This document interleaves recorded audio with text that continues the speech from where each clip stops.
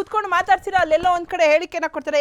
ಏನ್ರಿ ಮೀಡಿಯಾದವ್ರು ಏನ್ ಮಾತಾಡ್ತಾರೆ? ಯಾಕೆ ಇವಾಗ್ಲ ಕನ್ನಡ ಇವರಿಗೆ ಗೊತ್ತಾಗಿರೋದು? ಯಾಕೆ ಹಿಂದೆಯಿಂದ ನಾವು ಹುಟ್ಟಾಗಿಂದ ಕನ್ನಡದಲ್ಲೇ ಬಂದಿದೀವಿ, ನಾವು ಕನ್ನಡದ ಬಗ್ಗೆ ಪ್ರೋತ್ಸಾಹ ಮಾಡಿದೀವಿ, ಕನ್ನಡನ ನಾವು ಬೆಂಬಲಿಸಿದೀವಿ, ನಾವು ಕನ್ನಡ ಸಿನಿಮಾನೇ ಮಾಡ್ತೀವಿ ಅಂದ್ರಲ್ವಾ ರೀ.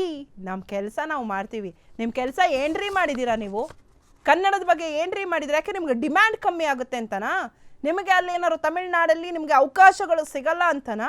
ಏನಾದ್ರು ಮಾತಾಡ್ಬಿಟ್ರೆ ಅಬ್ಬಾ ನಮ್ಮ ಸಿನಿಮಾ ಪ್ರಮೋಷನ್ಗೆ ಅಲ್ಲಿ ಏನಾದ್ರು ಮಾಡಿಬಿಟ್ರೆ, ನಮ್ಮ ಸಿನಿಮಾಕ್ಕೆ ಏನಾದ್ರು ಇದು ಮಾಡಿದ್ರೆ, ಅಯ್ಯೋ ನಂಗೆ ಏನಾದರೂ ಅವಕಾಶ ಬಂದಿಲ್ಲ ಅಂದರೆ, ನನಗೆ ಕಾಲಿವುಡ್ಡಿಂದ ಏನಾದರೂ ಡಿಮ್ಯಾಂಡ್ ಕಮ್ಮಿ ಆಗಿಬಿಟ್ರೆ ಅಲ್ಲಿ ಮಾತಾಡ್ರೆ ಅಂತ ಏನಾದರೂ ಭಯನಾ? ನಾಚಿಕೆ ಆಗ್ಬೇಕು ನಿಮಗೆಲ್ಲ.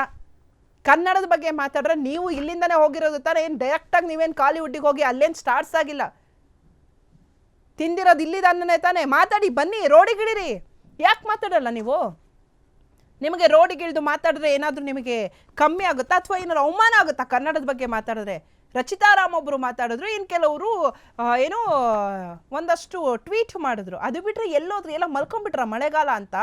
ಬನ್ನಿ ಮಾತಾಡಿ. ಯಾಕೆ ಫಿಲಮ್ ಚೇಂಬರ್ ಅವರು ಪ್ರೆಸ್ ಮೀಟ್ ಮಾಡಿಲ್ವಾ? ಯಾಕೆ ಕಲಾವಿದರು ಸಂಘ ಇಲ್ವಾ? ಯಾಕೆ ನಿಮ್ಗಳದೇ ಸಂಘ ಇಲ್ವಾ? ಬಂದು ಕುತ್ಕೊಂಡು ಮಾತಾಡಿ.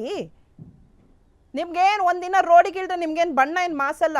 ಬಂದು ಕುತ್ಕೊಂಡು ಮಾತಾಡಿ ಬನ್ನಿ. ಯಾಕೆ ಅವ್ರು ಹೇಳಿರೋದು ಕನ್ನಡಕ್ಕೆ, ಅವ್ರು ಹೇಳಿರೋದು ಬೇರೆ ಭಾಷೆಗಲ್ಲ. ಅದೇ ಬೇರೆ ಭಾಷೆಗಳಿಗಾಗಿದ್ರೆ ಬೇರೆ ಭಾಷೆನ, ಫಾರ್ ಎಕ್ಸಾಂಪಲ್ ನಾನಿ ಅವರು ಟ್ವೀಟ್ ಮಾಡಿದ್ರು, ಎಲ್ಲೋದ್ರಿ ನೀವೆಲ್ಲ ಮಲಗಿದ್ದೀರಾ?